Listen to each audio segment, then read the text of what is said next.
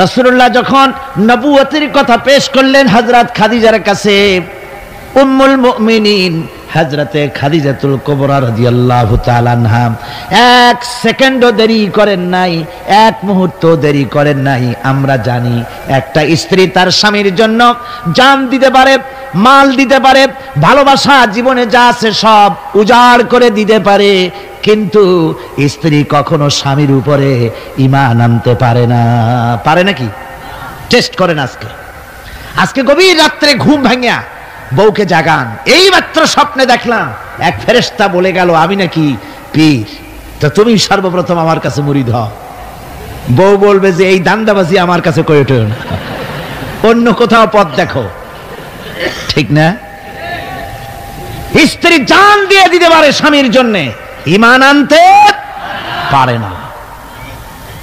আল্লাহর নবী যখন নবুয়তের কথা হযরতে খাদিজার কাছে পেশ করলেন, হযরতে খাদিজা এক মুহূর্ত দেরি করেন নাই, এক সেকেন্ডও চিন্তা করেন নাই, সঙ্গে সঙ্গে মা খাদিজা পড়েছেন লা ইলাহা ইল্লাল্লাহু মুহাম্মাদুর রাসূলুল্লাহ। জোরে সোরে পড়েন লা ইলাহা, না না না ওইটা লা ইলাহা, জোরে পড়েন লা ইলাহা। এক মুহূর্ত দেরি করেন নাই, হযরতে খাদিজা সঙ্গে সঙ্গে ঈমান এনেছেন। আমার বন্ধুগণ, স্ত্রীর সার্টিফিকেট সবচাইতে বড়, তারপরে লোকটির চরিত্র কেমন, সুন্দর সার্টিফিকেট দিতে পারে স্ত্রীর পরে তার খাদেম, তার বাড়িতে যে চাকর থাকে, যেহেতু চাকর বাড়ির ড্রয়িং রুম থেকে রান্নাঘর পর্যন্ত যাতায়াত করে, লোকটি কেমন তা ভালো করে সে জানে। একজন চাকর তার প্রভুর জন্য, তার মনিবের জন্য জানমাল সব দিয়ে দিতে পারে, কিন্তু ঈমান আনতে পারে না মনিবের উপরে। আমরা দেখতে পাই রাসূল পাক সাল্লাল্লাহু আলাইহি ওয়াসাল্লাম নবুয়তের দাওয়াত যখন পেশ করলেন, রাসূলের খাদেম ছিলেন যায়েদ বিন হারিসা। হযরতে যায়েদ এক মুহূর্ত দেরি করেন নাই, সঙ্গে সঙ্গে পড়েছেন লা ইলাহা ইল্লাল্লাহু মুহাম্মাদুর রাসূলুল্লাহ। স্ত্রী, তারপরে খাদেম, তারপরে লোকটির চরিত্র সম্পর্কে ভালো করে সার্টিফাই করতে পারে তার বন্ধু। রাসূলের বন্ধু ছিলেন হযরতে আবু বকর সিদ্দিক রাদিয়াল্লাহু তাআলা আনহু। নবুয়ত পাওয়ার আগে 20 বছরের পুরানা বন্ধুত্ব। কত বছর? 20 বছরের পুরানা বন্ধুত্ব হুজুরের সাথে হযরত আবু বকরের। 20 বছরে একটা লোককে চিনতে কিছু বাকি থাকে? কিছু বাকি থাকে। হযরতে রাসূল পাক যখন বন্ধু আবু বকরের কাছে নবুয়তের দাওয়াত পেশ করলেন, তাওহীদের দাওয়াত পেশ করলেন, বন্ধু হযরত আবু বকর এক সেকেন্ডও দেরি করেন নাই, বলেছেন আপনি নবী হওয়ার যোগ্য। যে চরিত্র আপনার ভিতরে দেখেছি সাধারণ মানুষের এই চরিত্র হতে পারে না। আমি আর মোটেও দেরি করলাম না, আমি পড়ে নিলাম আশহাদু আল্লা ইলাহা ইল্লাল্লাহু ওয়াহদাহু লা শারীকা লাহু ওয়া আশহাদু আন্না মুহাম্মাদান আবদুহু ওয়া রাসূলুহু। আমার ভাইরা, রাসূল পাক সাল্লাল্লাহু আলাইহি সাল্লাম চরিত্রের দিক থেকে শ্রেষ্ঠ চরিত্রবান ব্যক্তিত্ব। আপনি বলেন এই পৃথিবীতে কোন নেতা আছে জীবনে মিথ্যে কথা বলে নাই? মোহাম্মদ, এটা কি সোজা কথা মনে করেন? সহজ কথা? সারা জীবনে একটা মিথ্যা কথা বলেন নাই, সমগ্র জীবনে একটি মিথ্যা কথা বলেন নাই, কাউকে গালি দেন নাই, কাউকে ঠকান নাই, কারো সাথে প্রতারণা করেননি। সুবহানাল্লাহ পড়েন, দিল খুলে মুহাব্বতের সাথে জোরে সোরে বলেন সুবহানাল্লাহ। কত বড় আযীম ব্যক্তিত্ব!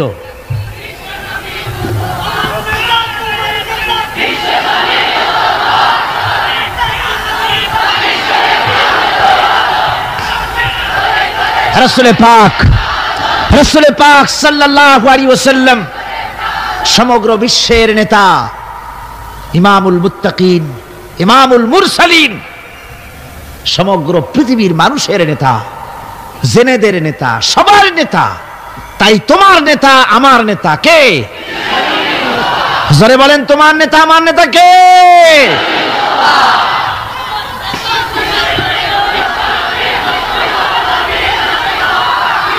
আমার ভাইয়েরা, এতক্ষণ বললাম, এতক্ষণ বলেছি তিনি বিশ্ব নেতা। এবার শুনুন, রাসূল একদিকে বিশ্ব নেতা, আর একদিকে বিশ্ব নবী। আর একদিকে কি নবী? এর আগে যত নবী এসেছেন সমস্ত নবীরা হলেন এলাকার উপরে নবী, ভাষার উপরে নবী, গোত্রের জন্য নবী, কবিলার জন্য নবী। আল্লাহ রাব্বুল আলামিন বলেন, ওয়ালাকাদ আরসালনা নূহান ইলা কওমি। আমি নূহ আলাইহিস সালামকে লাকাদ আরসালনা নূহান ইলা কওমিহি, আমি নূহ আলাইহিস সালামকে তার কওমের জন্য নবী করেছি। শুআয়ব আলাইহিস সালামকে মাদিয়ানবাসীদের জন্য, হুদ আলাইহিস সালামকে তার গোত্রের জন্য, ঈসা আলাইহিস সালামকে বনি ইসরাইলদের জন্য, মুসা আলাইহিস সালামকে তার কওমের কাছে এমনি করে সমস্ত নবীদেরকে তার কওমের জন্যই আমি নবী করে পাঠিয়েছি। কিন্তু মুহাম্মদুর রাসূলুল্লাহ সাল্লাল্লাহু আলাইহি ওয়াসাল্লামকে বিশেষভাবে কোনো কওমের জন্য আমি নবী করি নাই। সুবহানাল্লাহ। কোন খাস কওমের জন্য মুহাম্মদ সাল্লাল্লাহু আলাইহি ওয়াসাল্লাম নবী নন। তার সম্মান এই পৃথিবীতে সবচাইতে বেশি মর্যাদা কার? হুজুরের। আল্লাহর পরে যার মর্যাদা, আল্লাহর পরে যার মর্যাদা, তিনি হচ্ছেন বিশ্বনবী জনাবে মুহাম্মদ রাসূলুল্লাহ সাল্লাল্লাহু আলাইহি ওয়াসাল্লাম। আমরা কোরআনে কারীমের মধ্যে দেখেছি, এই কোরআনে কারীমের ভিতরে আল্লাহ রাব্বুল আলামিন যত নবীদেরকে এই কোরআনে নাম উল্লেখ করেছেন, কোরআন শরীফে কতজন নবীর নাম আছে? 25 জন নবীর নাম আছে। এই 25 জন নবীদের মধ্য থেকে যারে যখন ইচ্ছে করেছেন আল্লাহ পাক নাম ধরে ধরে ডেকেছেন, ইয়া আদামু সুকুন আনতা ওয়া যাওজুকাল জান্নাহ। নাম ধরে ডাকলেন আদমকে। ইয়া ইয়াহইয়া খুযিল কিতাবা বিকুওয়া। হযরত ইয়াহইয়াকে ডাকলেন নাম ধরে। ইয়া যাকারিয়া, ইয়া নূহ। হযরত মুসা আলাইহিস সালামকে ডাকতেছেন, ওয়ামা তিলকা বিয়ামিনিকা ইয়া মুসা। আবার যখন আল্লাহ রাব্বুল আলামিন মুসলমানদের জাতির পিতাকে ডাকার দরকার বোধ করলেন, কে মুসলমানদের জাতির পিতা? ভুল করবেন না যেন, আমাদের দেশের লোকেরা পেছ লাগায় ফেলাইছে, মিছিল করে, স্লোগান দেয়, আমার নেতা তোমার নেতা অমুক ছাতা মাতা হাবিজাবি। মুসলমানদের জাতির পিতা আল্লাহ পাক ঠিক করে দিয়েছেন। কে ঠিক করেছেন? মিল্লাতা আবিকুম ইব্রাহিম হুয়া সাম্মাকুমুল মুসলিমিন। আল্লাহ পাক বলছেন, দুনিয়ার সমস্ত মুসলমানদের পিতা, তোমাদের জাতির পিতা কে? হযরত ইব্রাহিম আলাইহিস সালাম। তোমরা আন্দাজে একটা পথের থেকে ধরে নিয়ে ছাতা মাতা জাতির পিতা বানাইতে পারো না। তোমরা বানাতে পারো জাতির পিতা, কিন্তু ইসলামের কাছে তার জুতার ফিতার কদর নাই।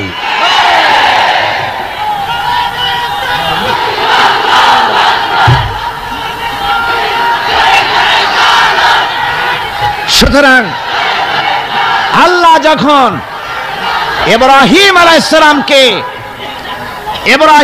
সালামকে ডাকার দরকার বোধ করেছেন, তখন কিন্তু ও মুসলমানদের জাতির পিতা এই কথা বলে তিনি ডাকেন নাই। ডেকেছেন না। আল্লাহ রাব্বুল আলামিন ডাকলেন কিভাবে? কোরআনে কারীমের দিকে লক্ষ্য করুন।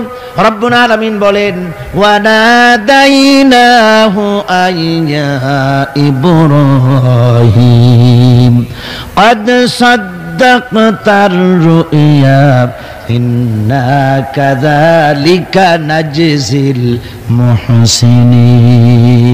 আমি ইব্রাহিমকে ডেকে বললাম, ও ইব্রাহিম, তুমি তোমার স্বপ্নকে বাস্তবে রূপ দিয়েছো, আর আমি এইভাবে করে মুহসিন ব্যক্তিদেরকে পুরস্কৃত করে থাকি। আল্লাহ পাক জাতির পিতা বলে ডাকলেন না, ইব্রাহিম নাম ধরে ধরে আল্লাহ পাক ডেকেছেন সব নবীদেরকে।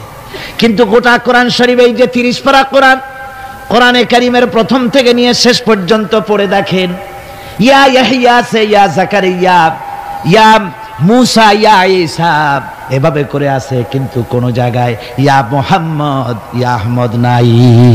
সুবহানাল্লাহ, সুবহানাল্লাহ বিহামদিহি। হুজুরকে আল্লাহ রাব্বুল আলামিন নাম ধরে ডাকেন নাই। নাম ধরে তো ডাকলেনই না। এই পৃথিবীতে কোন নবীদের তার নবীকে নাম ধরে ডাকার ব্যাপারে কোনো নিষেধ ছিল না। আল্লাহ রাব্বুল আলামিন মুমিনদেরকে বলে দিলেন, লা তাজআলু দুআআর রাসূলি বাইনাকুম কাদুআই বা'দিকুম বা'দা। তোমরা যেমন পরস্পরকে নাম ধরে ডাকাডাকি করো, এইভাবে করে আমার হাবিব মুহাম্মদ রাসূলুল্লাহ সাল্লাল্লাহু আলাইহি ওয়াসাল্লামকে কখনো নাম ধরে ডেকো না। সুবহানাল্লাহ, কখনো নাম ধরে ডেকো না। এই সম্মান আল্লাহ রাব্বুল আলামিন তার হাবিবকে দান করেছেন। এই সম্মান দিয়ে তাকে আল্লাহ পাক করলেন বিশ্বনবী। কি নবী করেছেন? বিশ্বনবী। আল্লাহ পাক বলছেন, নবী আপনি বলুন, যেহেতু রাসূলের রিসালাত হচ্ছেন বিশ্বজনীন, বিশ্বজনীন, সার্বজনীন, কিয়ামত পর্যন্ত নবুয়ত চলবে কার? মুহাম্মদ রাসূলুল্লাহ সাল্লাল্লাহু আলাইহি ওয়াসাল্লাম। আল্লাহ রাব্বুল আলামিন বলেন, কুল ইয়া আইয়ুহান নাসু ইন্নী রাসূলুল্লাহি ইলাইকুম জামিআ। ও নবী আপনি বলে দেন, হে মানব সকল, আমি তোমাদের সকলের জন্য আল্লাহর পক্ষ থেকে রাসূল হয়ে এসেছি। সকলের জন্য আমি রাসূল। এই জন্য মুহাম্মদ সাল্লাল্লাহু আলাইহি ওয়াসাল্লাম শুধু আমাদের মুসলমানদের রাসূল এটা দাবি করা যাবে না, তিনি সকলের জন্য। আল্লাহ যেমন সকলের, আল্লাহ কি শুধু মুসলমানদের না। সূরা ফাতিহায় কি পড়ি? আলহামদুলিল্লাহি রাব্বিল মুসলিমিন পড়ি, রাব্বিল আউলিয়া ওয়াল মুত্তাকিন পড়ি, রাব্বিল কি বলে রব্বুল মুত্তাকিন পড়ি না, আমরা পড়ি আলহামদুলিল্লাহি রাব্বিল আলামিন। আল্লাহ হচ্ছেন সকলের জন্য, সকলের স্রষ্টা। আল্লাহ যেমন সকলের, আল্লাহ পাক বলেন আমি যেমন সকলের, আমার নবী বিশ্ব নবীকে বানায় দিলাম। ওয়ামা আরসালনাকা ইল্লা রাহমাতাল লিল আলামিন। আমি রব্বুল আলামিন আর আমার হাবিব হচ্ছেন রাহমাতুল লিল আলামিন। আমি সকলের স্রষ্টা আর আমার রাসূল সকলের জন্য রহমত। যারা বলেন সুবহানাল্লাহ বিহামদিহি, সকলের জন্য তিনি রহমত। আল্লাহ পাক বলেন, ওয়ামা আরসালনাকা ইল্লা কাফাতান লিন-নাসি বাশীরান ওয়া নাযীরা। আমি আপনাকে तमाम পৃথিবীর মানুষের জন্য সুসংবাদদাতা হিসেবে আর সতর্ককারী হিসেবে আপনাকে প্রেরণ করেছি, সকলের জন্য আপনি। আল্লাহ রাব্বুল আলামিন তার হাবিব সম্পর্কে বলেন, তাবারাকাল্লাযী নাযালাল ফুরকানা আলা আবদিহি লিয়াকুনা লিল আলামিনা নাযীরা।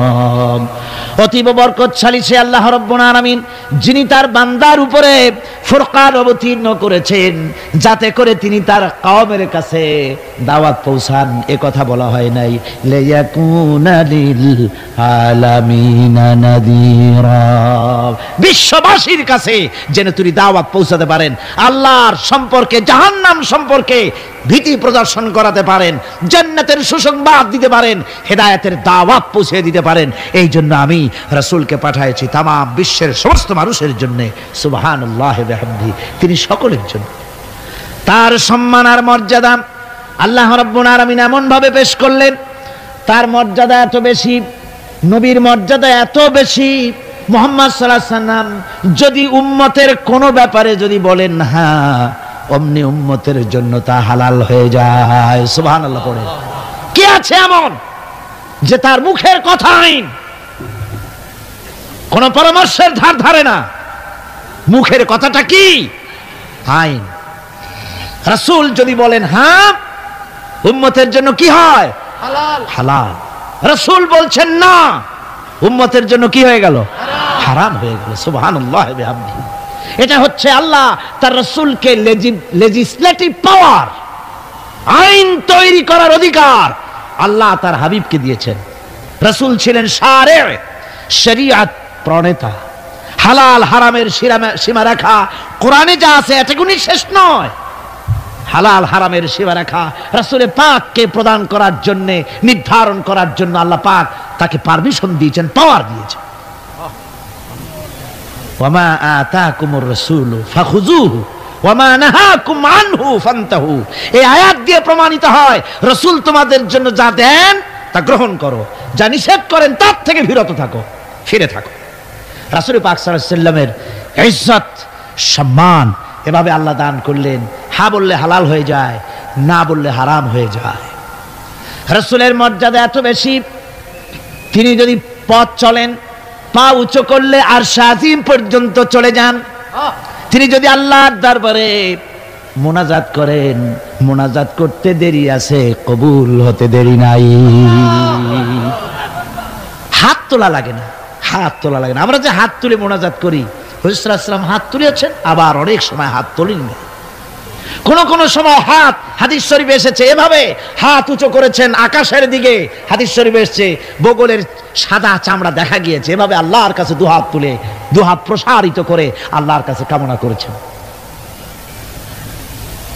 এমন সত্তা, মনে এরাদা করতে দেরি, কবুল হতে দেরি নেই। হাদিস শরীফে এসেছে হযরত আবু হুরায়রা রাদিয়াল্লাহু তাআলা আনহু একবার রাসূল করিম সাল্লাল্লাহু আলাইহি ওয়াসাল্লামের দরবারে কাঁদতেছিলেন। হুজুর জিজ্ঞেস করলেন, আবু হুরায়রা তুমি কাঁদো কেন? হুজুর হযরত আবু হুরায়রা বলেন, হুজুর আমার মা আমাকে মেরেছে, আমি সেই জন্য কাঁদতেছি। হুজুর বলেন, মা তোমাকে মারলো কেন? কোনো বেয়াদবি করেছো নাকি? তিনি বললেন, না কোনো বেয়াদবি করি নাই, তবে মারলো কেন? হযরত আবু হুরায়রা বলেন, হুজুর আমার মা হচ্ছেন মুশরিকা, আমার মা কাফের। আমি অনেক রাত হয়েছিল বাড়ি ফিরতে, আমার মা জিজ্ঞেস করলো এত রাত কোথায় ছিলি? আমি বললাম, মা তামাম পৃথিবী যে কদম মোবারক চুমতে পারলে নিজেকে ধন্য মনে করে, আমি সেই রাসূলের দরবারে ছিলাম, আসতে দেরি হয়ে গেছে। ইয়া রাসূলুল্লাহ, আপনার নাম শোনা মাত্র আমার মায়ের গায়ে আগুন জ্বলে গেল। সহ্য করতে না পেরে আমাকে মায়ের আরম্ভ করে দিল। বলল, আবু হুরায়রা হয় আমার বাড়ি ছাড়বি, না হয় মুহাম্মদ সাল্লাল্লাহু আলাইহি ওয়াসাল্লামের ঘর ছাড়বি, কোনটা করবি কর। আমি বললাম, মা তোমার গায়ে যত শক্তি আছে সমস্ত শক্তি দিয়ে তুমি আমাকে প্রহার করো, আমি তামাম তোমার বাড়িটা সুদ্ধা তামাম দুনিয়া ছেড়ে দিতে পারি, কিন্তু রাসূল পাক সাল্লাল্লাহু আলাইহি ওয়াসাল্লামের কদম মোবারক ছাড়তে পারি না। ভাইরা আমার, হযরতে আবু হুরায়রা কাঁদতেছেন। আল্লাহর নবী বলেন, তুমি কাঁদো কেন? তোমার মা তোমাকে মেরেছেন, আমি এখানে কি করব? এখানে তো আমি কোনো দখল আন্দাজ করতে পারি না, আমি কি করতে পারি? এখানে ইন্টারফেয়ার তো আমি করতে পারি না, মা তোমারে মেরেছে। হযরত আবু হুরায়রা বলেন, ইয়া রাসূলুল্লাহ, মায়ের বিরুদ্ধে কোনো নালিশ করার জন্য আপনার কাছে আমি আসি নাই। বলে, কেন এসেছো? হযরত আবু হুরায়রা বলেন, হুজুর এসেছি এই জন্যে, আমি জানি আপনি যদি আল্লাহর দরবারে কোনো ব্যাপারে দোয়া করেন আল্লাহ রাব্বুল আলামিন তা মঞ্জুর করে নেন। আপনি মেহেরবানি করে আমার মায়ের হেদায়েতের জন্য আল্লাহর কাছে দোয়া করুন। হুজুর সাল্লাল্লাহু আলাইহি ওয়াসাল্লাম দুহাত উঁচু করলেন, বললেন, আল্লাহুম্মা ইহদি উম্মা আবি হুরায়রা, আয় আল্লাহ আবু হুরায়রার মাকে তুমি হেদায়েত নসিব করে দাও। এই দোয়া রাসূল করতেছেন। হুজুরকে দোয়ার মধ্যে ফেলে রেখে আবু হুরায়রা দৌড় আরম্ভ করেছে বাড়ির দিকে। পেছন থেকে কয়েকজন সাহাবী তারা দৌড়ে গেল। আবু হুরায়রা দৌড়ায় কেন? এত ভদ্র মানুষ, কোনো সময় কারো সাথে রাগারাগি করে না, দৌড়ায় কেন? নিশ্চয়ই কোনো বিপদ বুঝি হয়ে গিয়েছে, পিছন থেকে জামা টেনে ধরেছে। কি হয়েছে, দৌড়াও কেন? হযরত আবু হুরায়রা বলেন, আমার জামা ছেড়ে দাও, আমাকে দৌড়াতে দাও। আমি দৌড়াইয়া বাড়ি পৌঁছে গিয়ে দেখতে চাই আমি আগে দৌড়ে বাড়িতে গেলাম না নবীজির দোয়া আমার আগে আমার বাড়ি পৌঁছে গেল, কোনটা হলো আমি সেটা দেখতে চাই। হযরত আবু হুরায়রা দৌড়াতে দৌড়াতে ঘরের কাছে গিয়ে নক করেছে। ভিতর থেকে আওয়াজ এলো, কে? কিছুক্ষণ পর মা আমার বেরোলেন, মাথার চুল দিয়া পানি পড়তেছে, বুড়া মানুষ। মা আমার কাছে এসে বলল, বাবা তোমাকে মারার পর আমি বড় অনুতপ্ত হয়েছি, মনে মনে অনুশোচনা করেছি, আরে আমার ছেলে তো কোনো খারাপ জায়গায় যায় নাই, কোনো খারাপ মানুষের কাছে যায় নাই, মারলাম কেন? বড় অনুতপ্ত হয়ে গেছি আমি। এই অনুশোচনা করে আমি এই মাত্র গোসল করেছি, আমাকে নিয়ে চলো তুমি বিশ্ব নবী রাসূলুল্লাহর দরবারে। আমার ভাইরা, রাসূল পাক সাল্লাল্লাহু আলাইহি ওয়াসাল্লাম আল্লাহর নবী এমন এক মহান সত্তা ছিলেন যে তিনি দোয়া আল্লাহর দরবারে হাত উঁচু করতে দেরি আছে, কিন্তু দোয়া কবুল হতে দেরি নাই। হিজরত করে মদিনায় এসেছেন, নামাজ পড়তে দিল চায়, কাবা শরীফের দিকে ফিরে যদি নামাজ পড়তে পারতাম দিলটা বড় ভালো লাগতো, কিন্তু হাত উঁচু করে মোনাজাত করতেছেন না, আল্লাহর কাছে বলতেওছেন না যে আল্লাহ তুমি আমার কিবলাটা বাইতুল মুকাদ্দাস থেকে ফিরাইয়া মক্কা শরীফে বাইতুল্লাহর দিকে ফিরাই দাও, মুখেও বলতেছেন না, মনেও না, শুধু আকাশের দিকে বারবার তাকাচ্ছেন, মোনাজাত করেন নাই, মনে মনে আশা পোষণ করতেছেন যদি এমন একটা ওহী নাজিল হয়ে যেত। আল্লাহ রাব্বুল আলামিন সঙ্গে সঙ্গে রাসূল জোহরের নামাজ পড়তেছিলেন, 2 রাকাত পড়া হয়ে গেছে, এমন সময় ওহী নাজিল হয়ে গেল, ক্বাদ নারা তাকাল্লুবা ওয়াজহিকা ফিস সামা। ও নবী, আমি দেখতে পেয়েছি বারবার আপনি আকাশের দিকে তাকাচ্ছেন, সুবহানাল্লাহ, আমি দেখতে পেয়েছি। فَلَنُوَلِّيَنَّكَ قِبْلَةً تَرْضَاهَا فَوَلِّ وَجْهَكَ شَطْرَ الْمَسْجِدِ الْحَرَامِ। আর দেরি নাই, আপনার মনের আশা পুরা হয়ে গেছে, এক্ষুনি আপনার কিবলা পরিবর্তন করুন। হুজুর 2 রাকাত পড়েছিলেন বাইতুল মাকদাসের দিকে ফিরে, বাকি 2 রাকাত তিনি মক্কা শরীফের কাবা শরীফের দিকে ফিরলেন। আজও পর্যন্ত সেই মসজিদ আছে, সাক্ষ্য দিচ্ছে নবীর কথা কিভাবে মঞ্জুর হয়। মসজিদে কিবলাতাইন মদিনা মুনাওয়ারায় সেই মসজিদ আজও আছে। ভাইরা আমার, রাসূল পাক সাল্লাল্লাহু আলাইহি ওয়াসাল্লাম এত বড় মর্যাদা সম্পন্ন ব্যক্তিত্ব, মহান ব্যক্তিত্বের উম্মতের মধ্যে আল্লাহ আমাদের শামিল করেছেন।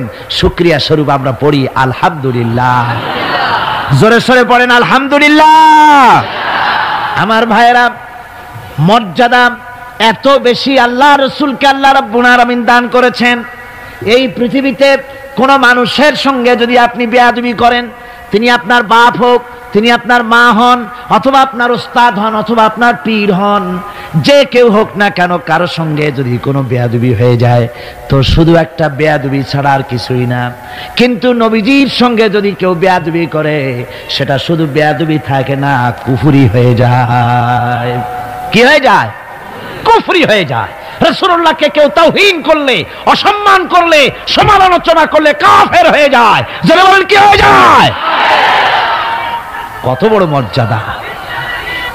রাসূল পাক সাল্লাল্লাহু আলাইহি ওয়াসাল্লাম, তার সামনে সাহাবায়ে কেরাম বসা, হুজুর কথা বলছেন, সাহাবায়ে কেরাম তারাও কথা বলছেন। কথা বলতে বলতে এক পর্যায়ে সাহাবীদের গলার আওয়াজ বড় হয়ে গেছে, হুজুরের গলার আওয়াজ শোনা যায় না, সাহাবীদের গলার আওয়াজটা বড় হয়ে গেল। আল্লাহ রাব্বুল আলামিন এতটুকু বরদাস্ত করলেন, আমার নবীর গলার আওয়াজের চাইতে তোমাদের আওয়াজ বড় হলো কেন? সঙ্গে সঙ্গে ওহী নাজিল হয়ে গেল।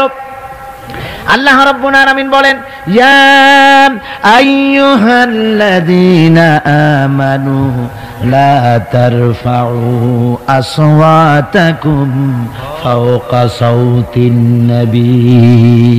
ও বিশ্বাসীরা, খবরদার, তোমরা যারা ঈমান এনেছো শোনো, তোমাদের গলার আওয়াজ যেন আমার নবীর গলার আওয়াজের চাইতে বড় না হয়ে যায়। যদি তা হয় আনতাহবাতা আমালুকুম, জীবনের সমস্ত ভালো কাজগুলি আমি আল্লাহ বরবাদ করে দেব। আজ পর্যন্ত এই আয়াতে কারিমা রাসূল পাক সাল্লাল্লাহু আলাইহি ওয়াসাল্লামের রওজায়ে আতহারের সামনে সবুজ সাইনবোর্ডের উপরে সোনার অক্ষর দিয়ে এই আয়াতে কারিমা লেখা রয়েছে, সুবহানাল্লাহ। সর্বকালের, সর্বযুগের সর্বশ্রেষ্ঠ মহামানব, সর্বশ্রেষ্ঠ বিশ্বনবী, আল্লাহর পরে যার মর্যাদা, তিনি হচ্ছেন মুহাম্মদ রাসূলুল্লাহ সাল্লাল্লাহু আলাইহি ওয়াসাল্লাম। তার অনুসরণ করা ইবাদত, তার অনুসরণ করা কি? আর তার নাফরমানি করা কুফরি। আল্লাহ রাব্বুল আলামিন বলেন, নবী আপনি বলুন, কুল ইন কুনতুম তুহিব্বুনাল্লাহ ফাত্তাবিউনি ইউহিব্বুকুমুল্লাহ ওয়া ইয়াগফির লাকুম যুনুবাকুম ওয়াল্লাহু গফুরুর রহিম। নবী বলুন, তোমরা যদি আল্লাহকে ভালোবাসো মুমিনদেরকে শোনানো হচ্ছে, শোনো তোমরা যদি আল্লাহকে ভালোবাসো ফাত্তাবিউনি, ও নবী আপনি বলে দেন যে তাহলে আমার অনুসরণ করো। কার অনুসরণ? নবীর। কার অনুসরণ? নবীর অনুসরণ। আল্লাহরে যদি ভালোবাসো, এ দাবি যদি সত্য হয়, আমার অনুসরণ করো। আর আমার অনুসরণ যদি করো, আল্লাহ পাক বলেন নবী শুনায়া দেন, আপনার অনুসরণ যারা করবে আল্লাহ তাদেরকে ভালোবাসবেন, আর শুধুই ভালোবাসবেন না, তামাম জিন্দেগির সকল গুনাহ খাতা রব্বুল আলামিন মাফ করে দিবেন। জীবনের সব গুনাহ মাফ হয়ে যাবে যদি হুজুরের অনুসরণ করা যায়। বিশ্বকবি কবি সম্রাট আল্লামা ইকবাল রহমাতুল্লাহ আলাইহি বলেছেন, কি মোহাম্মদ সে वफा तूने तू हम तेरे हैं, ये जहां चीज ही क्या लोहो कलम तेरे हैं। मोहम्मद सल्लल्लाहु अलैहि वसल्लमेর সঙ্গে মোহাব্বত জুড়ে দাও, আকাশ আর জমিন তো দূরের কথা, লোহ কলম পর্যন্ত আমি আল্লাহ তোমার জন্য করে দেব। তুমি মুহাম্মদের হয়ে যাও সাল্লাল্লাহু আলাইহি ওয়াসাল্লাম, তার অনুসরণ করো, তার অনুকরণ করো জীবনের সব ক্ষেত্রে। ভাইরা আমার, তিনি হচ্ছেন আদর্শ। ভালো করে শুনুন, এই পৃথিবীতে কোন পীর সাহেব, কোন খাজা বাবা, কোন মাওলানা সাহেব, কার অন্ধ অনুকরণ করা যাবে না। যাবে চোখ বুঝে, চোখ বুঝে, বিনা প্রশ্নে, বিনা তর্কে যার অনুসরণ করতে হবে তিনি হচ্ছেন মুহাম্মদ রাসূলুল্লাহ সাল্লাল্লাহু আলাইহি ওয়াসাল্লাম। বিনা প্রশ্নে। কোন পীর সাহেব বললেন সকালবেলায় 10,000 বার আল্লাহু আল্লাহু করো, আল্লাহ আল্লাহ আসতে হু জোরে, অথবা লা ইলাহা ইল্লাল্লাহ 500 বার জিকির করো, লা ইলাহা আসতে ইল্লাল্লাহ জোরে। আর ইল্লাল্লাহ কোন কোন মুরিদরা তো এত জোরে করে তাতে কলব থাকলেও পারে গেলেও পারে। আপনি ওই পীর সাহেবের কথা মতো এই জিকির করবেন, আপনাকে দেখতে হবে রাসূল পাক সাল্লাল্লাহু আলাইহি ওয়াসাল্লাম এইরকম জিকির করেছেন কিনা। ঠিক কিনা বল? সাহাবায়ে কেরাম রিদওয়ানুল্লাহ তাআলা আলাইহিম আজমাইন তারা এরকম জিকির করেছেন কিনা। যদি রাসূল এরকম জিকির করে থাকেন, সাহাবায়ে কেরাম এরকম জিকির করে থাকেন, অবশ্যই সেই জিকির আমরা করব। ঠিক কিনা? অন্ধভাবে কাউকে গ্রহণ করব না। কেউ পাগড়ি বাঁধলো, পেছনটা 6 হাত লম্বা রাখলো, আমার পীর সাহেব, সেই জন্য আমি বুঝি আমিও 6 হাতের জায়গায় বরকতের জন্য 12 হাত একেবারে লম্বা করে টানতে টানতে আসবে রাস্তার উপর, এরকম করব না। জামাটা কেমন হবে, মোষটা কেমনে কাটবো, দাড়িটা কিভাবে রাখবো, টুপিটা কিভাবে লাগাবো, খানা কিভাবে খাবো, তারপরে কিভাবে কি করব আর না করব, সবটার মানদণ্ড হচ্ছেন কে? উসওয়ায়ে হাসানা। লাকাদ কানা লাকুম ফি রাসূলিল্লাহি উসওয়াতুন হাসানা। গ্রহণযোগ্য একমাত্র মহত্তম আদর্শ হচ্ছে তোমাদের রাসূল, তাকে দিয়ে গ্রহণ করতে হবে। পায়ের নখটা কেমনে কাটবে, মাথার চুলটা কেমনে কাটবে, আদর্শ হচ্ছেন মুহাম্মদ রাসূলুল্লাহ সাল্লাল্লাহু আলাইহি ওয়াসাল্লাম। ওই রাসূলের অনুসরণ অনুকরণ করে কোন পীর সাহেব, কোন মাওলানা সাহেব যদি বলে, তাহলে তাকে অনুসরণ করা যাবে। তবে মিলায়ে দেখতে হবে যে কথা ঠিক আছে কিনা, উনি যা বলছেন, উনি যা করছেন ওইটা ঠিক আছে কিনা। তাহলে তা না হলে ধোকায় পড়ে যেতে হবে। কিসে পড়তে হবে? ধোকায় পড়ে যেতে হবে। আজকাল তো নানান রকম বাইর হয়েছে, বুঝলেন না? নামের আগে সৃষ্টি লাগায় দেয়। ওই যে ঢাকার কাছে এক জায়গায় একটা সদরদ্দি সৃষ্টি হইল, তারপরে তাকে উঠায় দেওয়ার জন্য কত সংগ্রাম হলো, কত মানুষ মরলো। আপনারা পত্রিকা পড়েন নাই? সে বলেছে রোজা না রাখলে চলবে, ইফতার আসরের সময় করলে হবে, আর রোজার দিন দুপুরের সময় চিড়ে টিড়ে খাইলে অসুবিধা নেই, বুঝলেন? যশোরে গেলাম, সেখানে শুনলাম সেই পাকিস্তান আমলে এক পীর নাকি আসছিল, এসে বলে গেছে ভাই আসল পর্দা মনের পর্দা, এর থেকে বাইরের কোনো পর্দা না, লোক দেখা না পর্দাটা করে লাভ কি, আসল পর্দা মনের পর্দা। তারপরে মনে মনে নামাজ পড়ো, মনে মনে রোজা রাখো, মনে মনে হজ করো, যাকাত দাও, মনটা সাফ হয়ে গেলে তোমার আর কোনো অসুবিধা নাই। এই মনের পীর আসলো, আমি সেই এলাকায় গেলাম, যাইয়া শুনি এই রকমের কাম করছে। আমি বললাম ওই লোকটা যদি আবার আসে আম গাছের সাথে বান্ধা ধুইও।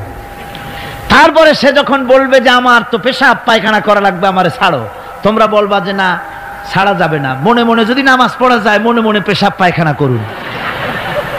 যদি বলে আমার ক্ষুধা লাগছে অথবা পানি পান করব, তৃষ্ণা লেগেছে, বলতে হবে মনে মনে যদি রোজা রাখা যায় তো মনে মনে খাওয়া দাওয়ার কামটা সারিয়ে নেন মেহেরবানি করে। এই ধরনের কিছু সংখ্যক লোক বেরিয়েছে যাদেরকে লোকেরা সাহাবীদের চাইতে, নবীদের চাইতেও বড় মনে করে। আশ্চর্য কথা, বিভিন্ন জায়গায় এ ধরনের পীর হয়, তাদের আবার নওরোজ অনুষ্ঠান হয়, তাদের জন্ম দিবসে তাদেরকে গোসল করানো হয়, সেই গোসলের পানি আবার মুরিদেরা খায়। জোরে কর নাউজুবিল্লাহ, জোরে কর নাউজুবিল্লাহ।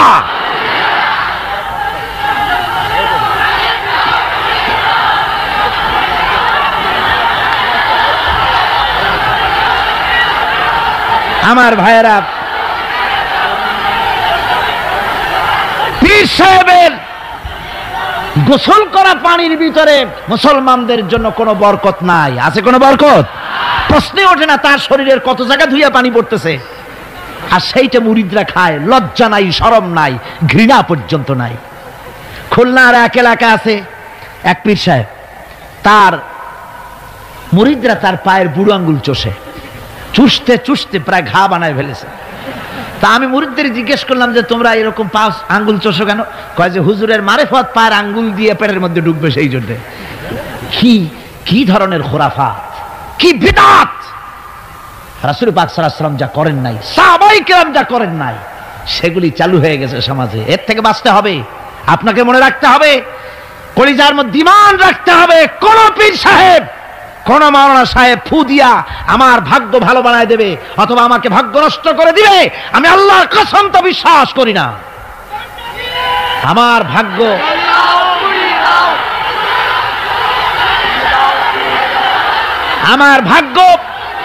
আমার তাকদীর ভালো বা খারাপ, এ সবটা হতে পারে আল্লাহর পক্ষ থেকে। কার পক্ষ থেকে? জোরে বলেন, কার পক্ষ থেকে? আল্লাহর পক্ষ থেকে হতে পারে। সুতরাং আজকে আমাদের দেশে বহুত নকল পেরিয়ে গেছে। পীর মুরিদি একসময় খুব ভালো ছিল, কিন্তু যে জিনিস যত ভালো তার নকল বেরোয় তত তাড়াতাড়ি। তবে আলহামদুলিল্লাহ, আলহামদুলিল্লাহ কিছু হাক্কানি পীর এখনো আছে যারা সমাজের কাজ করেন, যারা ওইভাবে কদম বুসি নেওয়ার জন্য পা আগ বাড়ায় দেয় না। কথা বুঝতে পেরেছেন? মানুষকে সর্বনাশ করে না, বরং তাদের ইলম আছে, ইলমের দ্বারা মানুষের কাছে হেদায়েতের কথা শোনায়, সমাজ গঠনমূলক কাজ করে, আল্লাহর কোরআন প্রচার করে। এ ধরনের লোক আছে, তবে এদের সংখ্যা কম। ঠিক কিনা কন? এদের সংখ্যা কম। এরা বিভিন্ন জায়গায় মাজার তৈরি করেছে, মাজারাত তৈরি করেছে। একটা দুইটা মাজার না, বহুত মাজার। গাড়ি বাস সব থামাইয়া তারপরে তাদের কাছ থেকে, মানুষের কাছ থেকে পয়সা কালেকশন করা হয়। ঠিক কিনা? এই যে পয়সা কালেকশন করা হলো, আমি জিজ্ঞেস করি, এই টাকাগুলো যে কালেকশন করা হলো, দেওয়া হলো, এই টাকা দিয়ে কবরে যে শো আছে, ওই টাকা দিয়ে তিনি কি কোনো ফায়দা পান? টাকা দরকার কার? জীবিত মানুষের না মরা মানুষের? তো কমন সেন্স নাই কেন মুসলমানের? যিনি ইন্তেকাল করেছেন, মাটির মধ্যে শুয়ে আছেন, তারে টাকা দেই কেন? উনি কি এই কমলার সিজনে কমলা কিনে খাবেন? তো টাকাটা কেন দেওয়া হয়? এই আপনার টাকা দিয়া এই মাজারকে যারা পাহারা দেয় তারা অনেক বড় লোক হয়ে গেছে। ঠিক কিনা? আবার অনেক মাজার আছে যে মাজারে কেডা শোয়া তা মাজারের পাহারাদারও জানে না। এরকম আমি নিজেও দেখেছি। জিজ্ঞেস করেছি যে কবর কার? কত তা তো জানি না। একজন আল্লাহর মাহবুব বান্দা শুয়ে আছে এখানে। কে সেই মাহবুব বান্দা? নাম টাম জানি না, স্বপ্নের মধ্যে দেখলাম আল্লাহর এক অলির কবর এখানে, সেই জন্য গম্বুজ বানাই দিছি।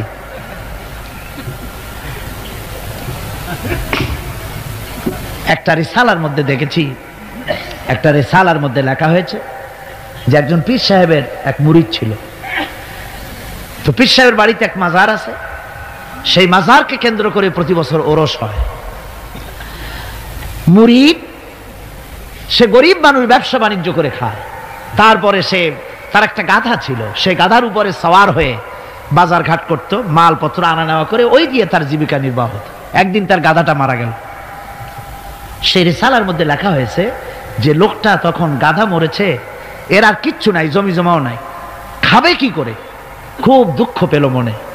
আর এই গাধা যদি মরে কুলে পড়ে থাকে তাহলে দুর্গন্ধ হবে। সেই জন্য রাস্তার পাশে ঝুপড়ি, তার একটা বাড়ি, ওই বাড়ির পাশেই রাস্তার পাশেই একটা কবর খুঁড়িয়া তার মধ্যে গাধারে শোয়াই দিয়া দাফন টাফন করিয়া কবরের পাশে বসে আর দুশ্চিন্তা করতেছে যে আমি এরপরে বাঁচবো কি করে, খাবো কি, ঘুমায়, মানে চোখ বুঝে বুঝে কাঁদতেছে। এমন সময় ওইটা ছিল বাজারে যাওয়ার রাস্তা, লোকজন বাজারের দিকে যাচ্ছে। যাওয়ার সময় চিন্তা করলো যে এইখানে তো কোনোদিন মাজার দেখিনি, এখানে একটা লোক কাঁদতেছে মাজারের কাছে বসে, না জানি কোনো অলি আল্লাহর কবর হবে বোধহয়। এরপরে লোকেরা বাজার থেকে ফেরার সময় দেখে যে হ্যাঁ ওই সেই লোকটা এখনো কাঁদতেছে। তখন যার কাছে যা ছিল, কেউ 2টা পান থুয়ে গেল, কেউ একটা বেগুন, কেউ 2টা চিংড়ি মাছ, কেউ 2টা টাকা, কেউ একটু মরিচ, এইভাবে তরি তরকারি চাউল যার কাছে যা ছিল কিছু কিছু দিয়ে গেছে। কিছুক্ষণ পর সন্ধ্যার দিকে লোকটা মনে করলো আর কতক্ষণ কান্দি, এখন বাড়ি যাই। চোখ খুলে দেখে চতুর্দিকে খাদ্য খাবার, তরি তরকারি, পয়সা করি। কই যে মাশাআল্লাহ, শুনছিলাম হাতি বাঁচতেও লাখ টাকা, মরলেও লাখ টাকা। সে কথা যে গাধার ব্যাপারে খাটে তা তো জানি না। এই গাধা মরিও তো আমার বাঁচায় গেছে। এখন ওই কবরের উপরে, গাধার কবরের উপরে চাদর টাদর চড়ায় চড়ায় দিয়া ওইখানে জুজ্জাত করে বসছে। বছর খানিক চলে গেল, লোকেরা পয়সা কড়ি দেওয়া শুরু করলো। এরপরে সেখানে সে ইট পাটকেল জোগাড় করলো, একটা বিল্ডিং তৈরি করলো, সামনে সাইনবোর্ড লাগাই দিল হযরত গেদা শাহ রহমাতুল্লাহ আলাইহির মাজার। মানুষ প্রতি বছর ওর সেখানে জমা হচ্ছে, টাকার অভাব নাই। এখন এই লোক যার মুরিদ, সেই পীর সাহেবের কাছে অন্যরা এসে কয় হুজুর আপনার মাজারের আর বরকত কি, আপনার মুরিদের মাজারের কাছে মানুষ ভরা, টাকার অভাব নাই। পীর সাহেব কৌতূহল হলো যে ও আবার একটা মাজার পাইল কই। তারপরে একদিন ওই মুরিদকে ডেকে বলল, বাবা সত্যি কথাটা আমারে কও, এই মাজার কার? মুরিদ কয় যে হুজুর আপনি আমার ওস্তাদ, আপনার কাছেই সব শিখছি, কিন্তু এই কথা কাউকে বলবেন না। বল না, বল না কি হয়েছে, মাজারটা কার? বললো যে হুজুর যে গাধাটা নিয়ে ব্যবসা করতাম ওই গাধাটা মরে গেল, তারে কবরে দিয়ে টিয়া এরপরে পরে এই ঘটনা হয়েছে। পীর সাহেব কয় আমি আরো চিন্তা করছিলাম যে না জানি কোনো সত্যি কোনো পীর সাহেবের মাজার, অসুবিধা হয় নাই, তোমার ওখানে যেটার কবর ওইটার মায়ের কবর হলো আমার বাড়িতে। মানে ওই বাচ্চা গাধাটা পীর সাহেব দিয়েছিল তারে। আমার ভাইরা আপনারা আশ্চর্য হবেন, বাংলাদেশে এরকম বহুত মাজার আছে, সে মাজারের কোনো ঠিকানা নাই, কার মাজার তারও কোনো খোঁজ খবর নাই। মানুষকে শোষণ করে টাকা পয়সা লুণ্ঠন করা হতেছে। মাজার একটা হলে তার উপরে চাদর দেওয়া লাগবে, আগরবাতি দিতে হবে, মোমবাতি দিতে হবে, গোলাপ পানি ছিটাতে হবে। কোথায় পেয়েছেন? কোন হাদিসে পেয়েছেন? মাজারে যদি চাদর দিতে হতো, রাসূল পাক সাল্লাল্লাহু আলাইহি ওয়াসাল্লামের কবরের উপরে লোকেরা সুতার চাদর দিত না, নিজের কলিজা বার করে কলিজা দিয়ে চাদর বিছায় দিত হুজুরের মাজারের উপরে। জান্নাতুল বাকিতে গিয়ে দেখুন, জান্নাতুল বাকিতে আছে শহাদায়ে উহুদ আছে, সেখানে সাহাবায়ে কেরাম আছে, আজওয়াজে মুতাহহারাত আছে, বানাতে রাসূল, ইবনে রাসূল, আহলে বাইত সেখানে শুয়ে আছেন। হযরত ওসমান রাদিয়াল্লাহু তাআলা আনহুর মতো লোক সেখানে ঘুমিয়ে আছেন। রাইসুল মুফাসসিরিন হযরত ইবনে মাসউদ রাদিয়াল্লাহু তাআলা আনহু সেখানে ঘুমিয়ে আছেন। হযরত ইবনে আব্বাসের উনি ওখানে, ওনার কবর হচ্ছে গিয়ে তায়েফে। এ ধরনের ইতিহাসের মধ্যে এসছে জান্নাতুল বাকির মধ্যে কমসে কম 10,000 সাহাবায়ে কেরামদের মাজার আছে। সুবহানাল্লাহ। যায় দেখেন তো জান্নাতুল বাকিতে একটা চাদর আছে নাকি? যারা হজ করতে গেছেন কোন চাদর দেখেছেন? আগরবাতি আছে, মোমবাতি আছে, গোলাপ পানি আছে। সুতরাং এই বিদআত থেকে বাঁচতে হবে মুসলমানদেরকে। মুসলমানদের সাথে সম্পর্ক মসজিদের, মুসলমানদের সাথে সম্পর্ক কিসের? অবশ্যই মাজারের সাথে সম্পর্ক নয়। মাজারের সাথে সম্পর্ক শুধু এতটুকুন, আল্লাহর ওলিদের মাজারকে ঘেরাও দিয়ে সুন্দর করে রাখুন, যাতে করে অপবিত্র না হয়। লোকেরা কেউ যদি আসে জিয়ারত করার সুযোগ পায়, শিরক বিদআত থেকে মুক্ত হয়ে এতটুকুন করা যেতে পারে।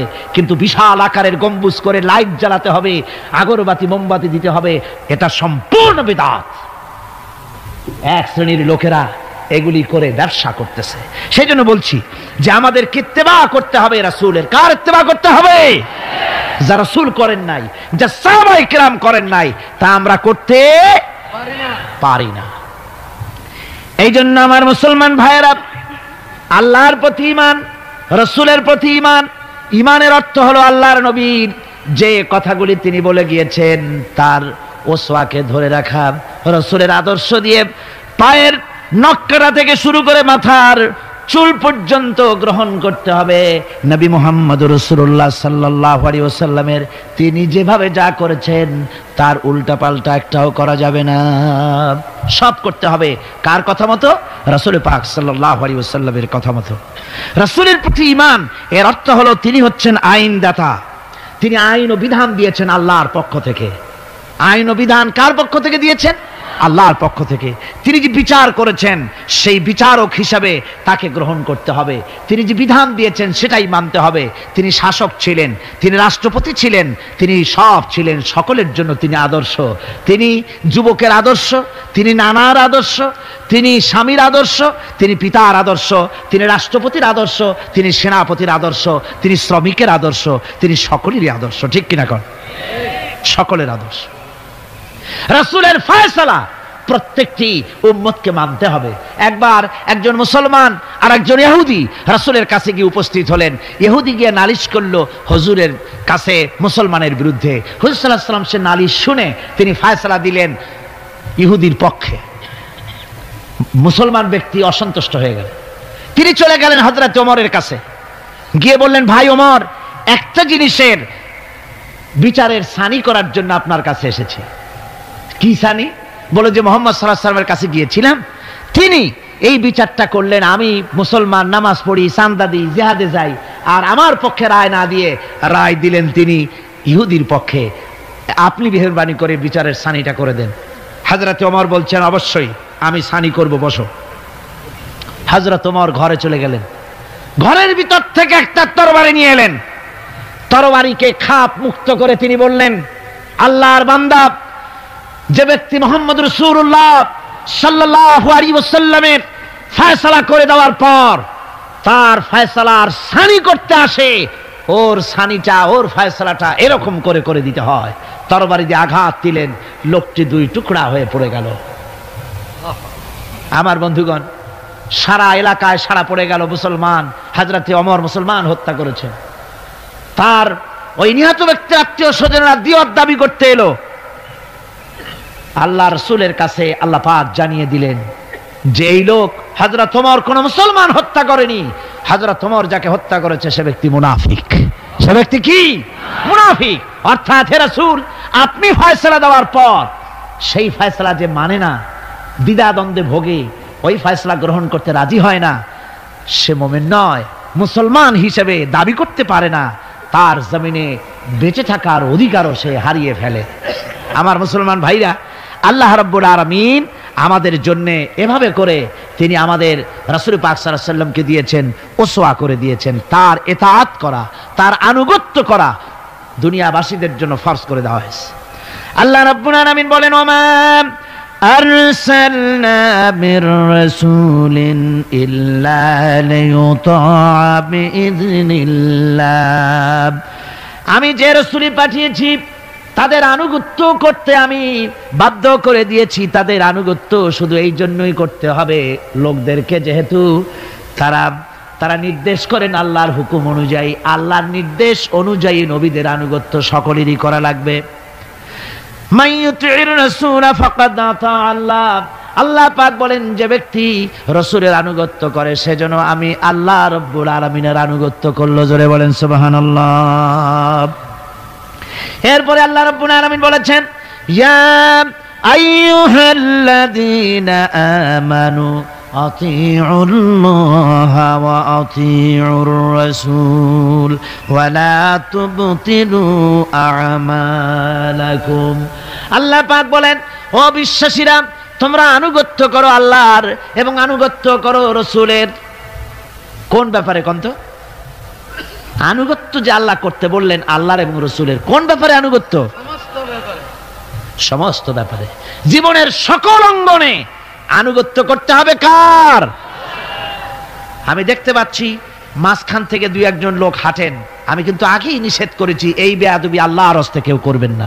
আপনার হাঁটার কারণে অন্য লোকেদের শোনার মধ্যে ডিস্টার্ব হয়, এই বেয়াদবি কেউ করবেন না। ভাইরা আমার, আল্লাহ এবং রাসূলের আনুগত্য করতে হবে জীবনের সকল ক্ষেত্রে। রাসূল পাক সাল্লাল্লাহু আলাইহি ওয়াসাল্লাম শুধু নামাজের কথা বলেছেন, শুধু রোজার কথা বলেছেন, হজ আর যাকাতের কথা বলেছেন, আর কিছু বলেন নাই নাকি? বলেছেন কিনা? রাসূলুল্লাহ রাজনীতি করেছেন কিনা? রাসূলুল্লাহ প্রেসিডেন্ট ছিলেন কিনা? যুদ্ধ করেছেন কিনা? কিন্তু আজ আমাদের দেশে শুনতে হয় রাসূলের প্রতি ঈমানের অর্থ কি? ঈমানের অর্থ শুধু এতটুকু নয়, রবিউল আউয়াল মাস আসবে আর তুম পে লাখো সালাম, আর সারা বছর খোঁজ নাই। খুব সুন্দর করে দরুদ শরীফ মিলাদ শরীফ পড়বেন, আর রাসূলের আইন অমর্যাদা হবে। রাসূলের আইন সংসদে থাকবে না, পার্লামেন্টে থাকবে না, কোর্ট কাছারি আদালতে থাকবে না। বলা হবে ধর্ম আর রাজনীতি আলাদা। রাসূলের প্রতি এই ঈমানের 4 পয়সা মূল্য নাই। আছে মূল্য? মূল্য নাই। রাসূলের প্রতি ঈমান, ঈমান কি? ঈমানটাই হলো রাসূল যা করেছেন, আমাদেরকে যেভাবে যা আদেশ করেছেন তাই আমাদের মানতে হবে। উম্মতের এটা দায়িত্ব। কিন্তু আমরা এমনই উম্মত, আমরা নিজেরা ফয়সালা করি নিজেদের। আমরা বলেছি ধর্ম আর রাজনীতি আলাদা। অবশ্য চট্টগ্রামে এই ধরনের কথা কেউ বলে না। বলে ধর্ম আর রাজনীতি আলাদা। জোরে কন নাউযুবিল্লাহি মিন যালিক। ধর্ম আর রাজনীতি আলাদা যারা বলে তারা হলো রাজনীতি ব্যবসায়ী। তারা কি ব্যবসায়ী? রাজনীতি ব্যবসায়ী। ওরা রাজনীতির ব্যবসা করে। जुदा हो जो दीन से सियासत रह जाती है चंगेजी। ধর্ম থেকে রাজনীতি যখন আলাদা হলো তখন সেখানে বাকি থাকে চেঙ্গিজিপনা, হালাকু খানপনা, মারামারি, হত্যাকাণ্ড সেখানে চালু থাকে, আর কিছুই থাকে না। ধর্ম ছাড়া রাজনীতি, তার নাম হচ্ছে প্রচন্ড দুর্নীতি। তার নাম কি? একটি প্রচন্ড দুর্নীতি। এক শ্রেণীর লোকেরা আজ বলছে যে ধর্ম আর রাজনীতি আলাদা। ধর্ম কোথায়? তাদের কথা হলো ধর্ম হলো পবিত্র জিনিস। ওই পবিত্র জিনিস থাকবে মসজিদে, পবিত্র জিনিস থাকবে মাদ্রাসায় আর খানকার ভেতরে। ওই পবিত্র ধর্ম রাজনীতিতে আনা যাবে না। ধর্মের প্রতি তাদের মহব্বত খুব। ধর্ম খুব পবিত্র। আল্লাহকে যেন বলা হচ্ছে, আল্লাহ আর হে রাসূল তোমরা দুজনা মসজিদ আর মাদ্রাসায় থাকো, আমাদের জীবনের বিস্তীর্ণ অঙ্গনে তোমাদের প্রতি 144 92 ক ধারা 144 ধারা জারি করে দিলাম। আমাদের জীবনের বিস্তীর্ণ অঙ্গনে তোমরা আইসো না, তোর মসজিদে থাকো, মাদ্রাসা থাকো, আমরা সুযোগ পাইলে তোমার একটা সেজদা দিয়ে আসবো গিয়া। আর আল্লাহ তোমার একটা সেজদা পাওয়ার জন্য দারুণ ভাবে কাঙ্গাল হয়ে আছে না? নাউযুবিল্লাহি মিন যালিক। যারা বলে ধর্ম আর রাজনীতি আলাদা তারা সুস্পষ্ট মুনাফিক। যারা বলেন তারা কি? এই লোকগুলি হচ্ছে ধর্মনিরপেক্ষবাদী, সেকুলারিজম, ধর্মনিরপেক্ষ মতবাদের লোক। তারা বলে যে ধর্মনিরপেক্ষ, ধর্মের ব্যাপারে নিরপেক্ষতা অবলম্বন করা লাগবে। এরা খুব সুচতুর। ভাতের ব্যাপারে নিরপেক্ষতা অবলম্বন করে না। আপনারা কোন যে জিনিস যত বেশি প্রয়োজন আমরা তার পক্ষে থাকি না নিরপেক্ষ থাকি? ভাতের ব্যাপারে নিরপেক্ষ লোক আছে নাকি এখানে? ডায়াবেটিসের রোগী ছাড়া ভাতের ব্যাপারে নিরপেক্ষ লোক নাই, সবই পক্ষে। আচ্ছা ঘুমটা আমাদের জন্য জরুরি কিনা? এই ঘুমের আমরা পক্ষে না বিপক্ষে? নিরপেক্ষ আছে কেউ? নাই। বিবাহ যারা করে নাই সেই সব যুবকদের জন্য বিবাহটা জরুরি কিনা? এই জরুরি বিষয়ের প্রতি যুবকদের কি মত? এ ব্যাপারে কি নিরপেক্ষ না পক্ষে? খুব জোরেই বলেছে পক্ষে। তাহলে বোঝা গেল যে জিনিস যত বেশি জরুরি আমরা সেইটার পক্ষে, আর যেটা জরুরত নাই আমরা সেটা পক্ষে নাই। তাহলে ধর্ম কি এতই অজরুরি বিষয় যে এইটার ব্যাপারেই আমরা শুধু নিরপেক্ষ হয়ে থাকবো? নাউযুবিল্লাহি মিন যালিক। ধর্মের ব্যাপারে নিরপেক্ষতা অবলম্বনকারী একটা রাজনৈতিক দল আমাদের দেশে কাজ করতেছে, ঠিক কিনা? ধর্ম নিরপেক্ষ মতবাদের সপক্ষে তারা কোরআনে কারীমের আয়াত বলে। তারা বলে মৌলভী সাহেবরা কি বুখারী পড়ে নাই? বুখারীর মধ্যে আছে লাকুম দীনুকুম ওয়ালিয়া দীন। আর অনুসারীরা তখন চিন্তা করে, বাপরে আমাদের নেতি খান বুখারীও পড়ে, আজীব তামাশা। লা ইকরাহা ফিদ্দীন, এর মধ্যে ধর্ম নিরপেক্ষতার গন্ধ নাই। সূরাটির নাম হচ্ছে সূরা কাফিরুন। সূরাটির নাম কি?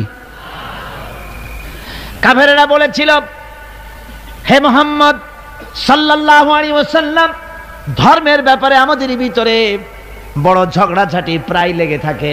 সুতরাং ধর্ম নিয়ে বাড়াবাড়ি না করে আসো, আমরা এক কাজ করি, তোমরা কিছুদিন আমাদের প্রতিমাগুলির সামনে এসে একটু পূজা দিয়ে যাও, আর আমরাও কয়েকদিন তোমাদের মসজিদে গিয়ে আল্লাহর সেজদা দিয়ে আসবো। এইভাবে আমরা ধর্মকে 50-50 ভাগাভাগি করে নেই।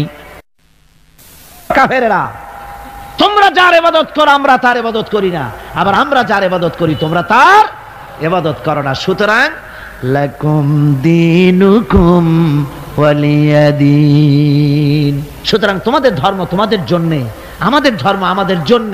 তার মানে তোমরা তোমাদের ধর্ম নিয়ে থাকো, আমরা আমাদের ধর্ম নিয়ে থাকি। এটা কি নিরপেক্ষর কথা হলো না পক্ষের কথা হলো? ওই বেওকুফরা তারা মানুষকে বিভ্রান্ত করতে চায়, কোরআনে কারীমের আয়াতকে নাজায়েজ তরিকায় তারা ব্যবহার করে। আবার বলে লা ইকরাহা ফিদ্দীন, মৌলবীরা জানে না ধর্মের মধ্যে বাড়াবাড়ি নাই। কত বড় মুফাসসির এক একজন, ধর্মের মধ্যে বাড়াবাড়ি নাই। লা ইকরাহা ফিদ্দীন, ধর্মে বাড়াবাড়ি, এটা কিসের কথা? এ কথাটা হচ্ছে মুসলমানদেরকে বলা হচ্ছে অমুসলিমদেরকে বাধ্যতামূলক ভাবে ভয় দেখিয়ে, প্রলোভন দেখিয়ে, ত্রাস সৃষ্টি করে কোন ক্রমে তাদেরকে মুসলমান বানানো যাবে না। ইচ্ছে করে যদি কেউ আসে ইসলামের সৌন্দর্যে মুগ্ধ হয়ে, মোস্ট ওয়েলকাম, তাকে গ্রহণ করো। বাড়াবাড়ি করা যাবে না, ভয় দেখানো যাবে না, লোভ দেখানো যাবে না। এটা হলো লা ইকরাহা ফিদ্দীন। আর এই বেওকুফরা এই আয়াতকেও নিয়েছে তাদের ধর্ম নিরপেক্ষতার ক্ষেত্রে। আমি জিজ্ঞেস করতে চাই, সেকুলারিজম দিয়ে যাদের মন মস্তিষ্ক ভরপুর, সেসব ভাইদেরকে জিজ্ঞেস করি, বিবেক দিয়ে চিন্তা করুন, ধর্ম নিরপেক্ষ আপনি কেন হবেন? দুনিয়ার কোন পয়গম্বর কি ধর্মের ব্যাপারে নিরপেক্ষ ছিলেন?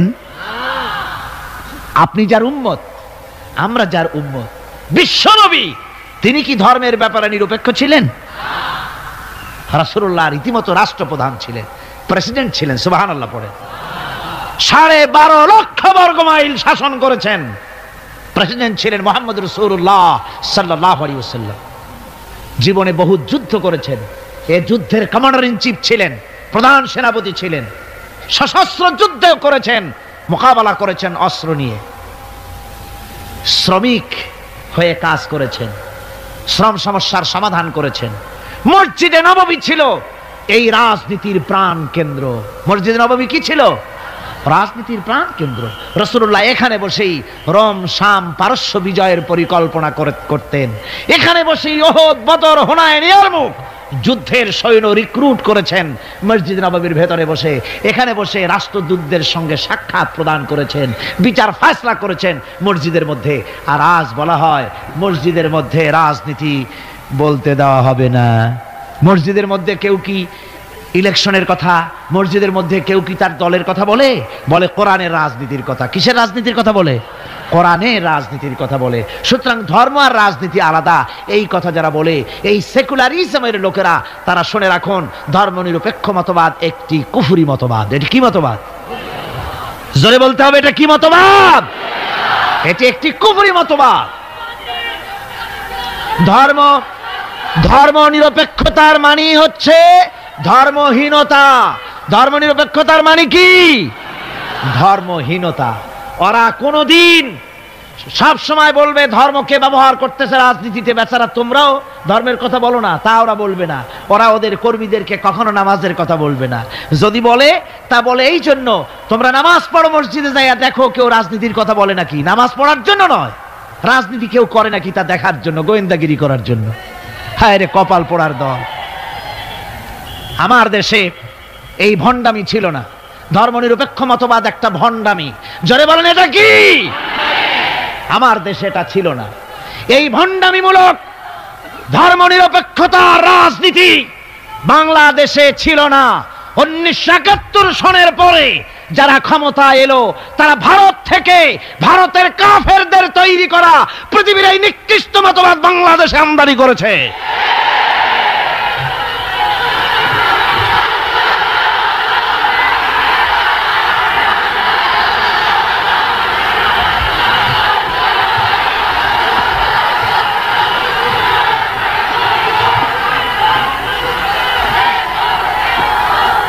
আমার মুসলমান ভাইয়েরা,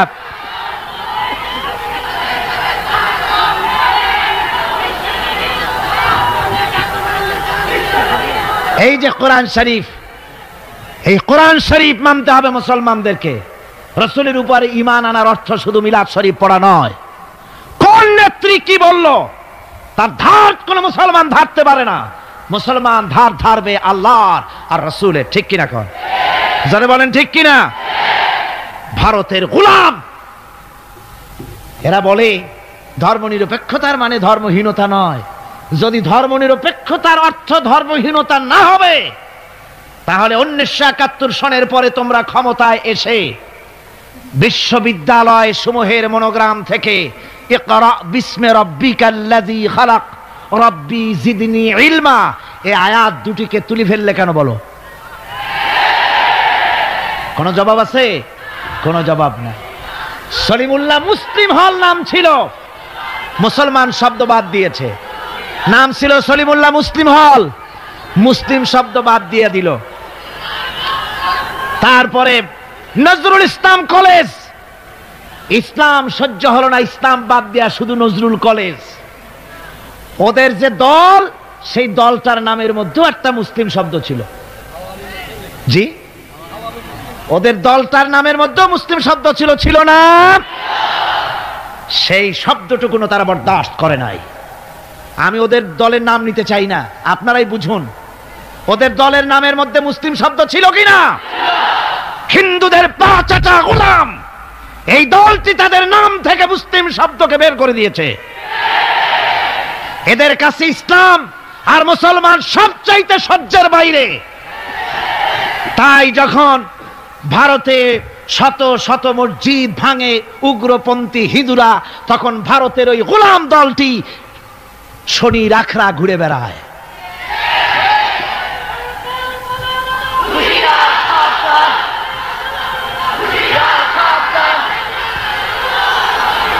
আমার মুসলমান ভাইদের খেদমতে আমি আরজ করতে চাই, মুসলমানদের কাজ বুঝতে হবে। ধর্মনিরপেক্ষ মতবাদ মুসলমানদের জন্য জায়েজ নাই, হারাম। দুনিয়ার সব আলেম একমত, এই ফতোয়ার উল্টা কেউ ফতোয়া দিতে পারবে না। দুনিয়ার সব মুফাসসিরিন, মুহাদ্দিসিন, উলামায়ে কেরাম, মুফতি সব একমত, ধর্মনিরপেক্ষ মতবাদ কুফরি মতবাদ। কি মতবাদ? যারা বলেন কি মতবাদ? কোন মুসলমানের সন্তান যাকে মুসলমানের জন্ম দিয়েছে ধর্মনিরপেক্ষবাদের আন্দোলন করতে পারে না, হারাম, হারাম।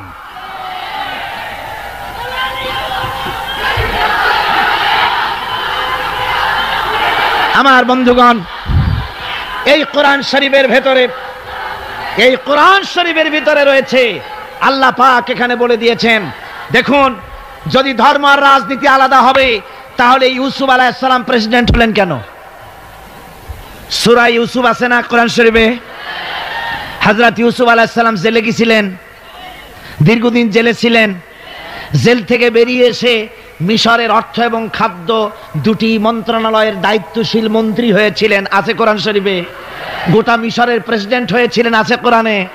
সুলাইমান আলাইহিস সালাম গোটা পৃথিবীর প্রেসিডেন্ট ছিলেন, আছে কোরআনে। মুহাম্মদ সাল্লাল্লাহু আলাইহি ওয়াসাল্লাম প্রেসিডেন্ট ছিলেন, আছে কোরআনে। সর্বত্র পয়গম্বরেরা রাজনীতি করেছেন। এই দুশ্চরিত্র লোকগুলি ভারতের গোলামেরা, তাদের কথা হলো আলেম ওলামারা রাজনীতি করবে না, ধর্মীয় মাহফিলে রাজনীতি হবে না। বাংলাদেশ তোমার বাপের সম্পত্তি,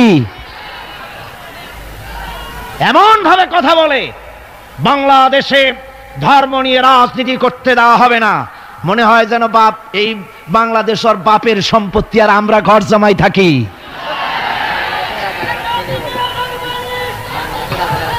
সুতরাং কোরআনের, রাসূলের প্রতি ঈমানের অর্থ হলো রাসূলুল্লাহ যে ধরনের রাষ্ট্র কায়েম করেছেন মদিনায়, ওই রকম রাষ্ট্র কায়েমের শপথ নিতে হবে, এর নাম রাসূলের প্রতি ঈমান। ঠিক কিনা? শুধু জামা কাপড় সুবিধা যেটা সেইটা, সুবিধাবাদ জিন্দাবাদ। রাসূলুল্লাহর সুন্নত দুই রকম। সুন্নত কয় রকম? এক ধরনের সুন্নত আমল করা সহজ, আর এক শ্রেণীর সুন্নত আমল করা কঠিন। ঠিক কিনা? আমি কিন্তু সুন্নতের মর্যাদা সম্পর্কে কথা বলছি না, আমি বলছি আমলের ব্যাপারে ধরনটা। এক শ্রেণী রাসূলের কোন সুন্নতের কদর কিন্তু কম নয়, আকাশ আর জমিন বিক্রি করলেও রাসূলের একটা সুন্নতের সমান মর্যাদা হবে না। রাসূলের সুন্নত পালনের মধ্যে দুই ধরনের, একটা সুন্নত হচ্ছে পালন করা খুব সহজ, আর একটা পালন করা কঠিন। সহজ সুন্নত হলো চোখে সুরমা লাগানো, সহজ সুন্নত দুপুরে খাইয়া আরামে ঘুমানো, সহজ সুন্নত হলো কদু খাওয়া, সহজ সুন্নত খাবারের পরে মিষ্টি খাওয়া, এগুলি হলো সহজ সুন্নত। আর কঠিন সুন্নত হচ্ছে বদরের প্রান্তরে কাফেরদের মোকাবেলায় দাঁড়ানো। কঠিন সুন্নত হচ্ছে উহুদের ময়দানে দান মোবারক শহীদ করার সুন্নত। কঠিন সুন্নত হচ্ছে বাতিলের বিরুদ্ধে মানুষের তৈরি করা মতবাদকে উৎখাত করে আল্লাহর জমিনে আল্লাহর দ্বীন কায়েম করার সুন্নত। আমি আজ এই বিশাল জনতাকে জিজ্ঞাসা করতে চাই, আপনারা রাসূলের সহজ সুন্নত আমরা যেভাবে পালন করব, কঠিন সুন্নতটা পালন করতে রাজি আছেন? তাহলে বাংলাদেশের বুকে ধর্ম নিরপেক্ষতার মুখে লাথি মেরে কোরআনের রাজ কায়েম করতে রাজি আছেন? দুহাত উঁচু করে দেখান। আলহামদুলিল্লাহ, আলহামদুলিল্লাহ।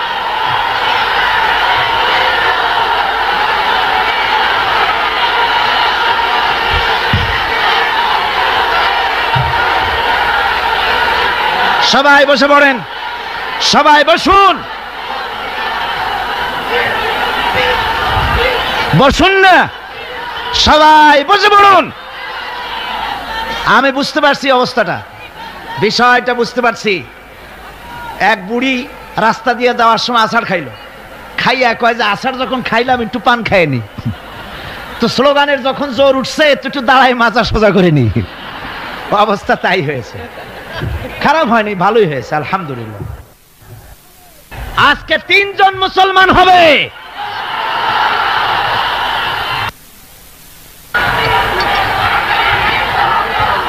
আমার ভাইয়েরা, আলহামদুলিল্লাহ, কোরআনে কারীমের বরকতে প্রতি বছর এই মাহফিলে আলহামদুলিল্লাহ বহুত অমুসলিমরা ইসলামের সুশীতল ছায়ায় আশ্রয় গ্রহণ করেন। সকলে বলেন আলহামদুলিল্লাহ, সবাই বলেন আলহামদুলিল্লাহ। আগামীকাল এই মাহফিলের শেষ দিন, আর কয়দিন আছে? দেখতে দেখতে দিনগুলি সব ফুরিয়ে গেল, আর মাত্র একটি দিন আছে। এত বড় নিয়ামত আমাদের কাছ থেকে বিদায় হয়ে যাচ্ছে। এই নিয়ামতে শরীক হওয়ার জন্য কালকে হবে আখেরি মোনাজাত। কোরআনে কারীমের 5 দিন ব্যাপী তাফসীরের মাহফিলের মোনাজাত অত্যন্ত গুরুত্বপূর্ণ। সেই মোনাজাতে শরীক হওয়ার জন্য আগামীকাল দলে দলে চতুর্দিক থেকে মিছিল সহকারে গোটা শহর যেন মিছিলের শহর হয়ে যায়। কিসের শহর? মিছিলের শহর। গোটা শহর মিছিলের শহর হবে আগামীকাল। আর মিছিল হবে কোরআনের মিছিল। কিসের মিছিল? এক জান্নাতি দৃশ্যর অবতারণা ঘটবে আগামীকাল ইনশাআল্লাহ। আপনারা, আর বিশেষ করে মা বোনদের ব্যাপারে আমার ওয়াদা থাকে, যেহেতু প্রথম 4 দিন তাদের ব্যাপারে কথা বলার সময় হয় না, মা বোনদের ব্যাপারে আগামীকাল আমি আলোচনা করব ইনশাআল্লাহ। বলা হয় নারীদের নাকি ইসলাম অধিকার বঞ্চিত করেছে। ইসলাম নারীকে অধিকার থেকে বঞ্চিত করেছে না অধিকার প্রতিষ্ঠিত করেছে? কোরআন এবং হাদিস দিয়ে আগামীকাল বলবো। আল্লাহর জাহান্নাম থেকে বাঁচার জন্য আল্লাহ ব্যবসার কথা বলেছেন। সেই ব্যবসায় পুঁজি কয়টা? 3টা। কয়টা পুঁজির কথা বললাম? 2টা বলেছি। কয়টা বলেছি? গতকাল বলেছি 1টা, আজকে বললাম 1টা। আগামীকাল হবে জিহাদ। আগামীকাল কি আলোচনা হবে? জিহাদ ফি সাবিলিল্লাহ।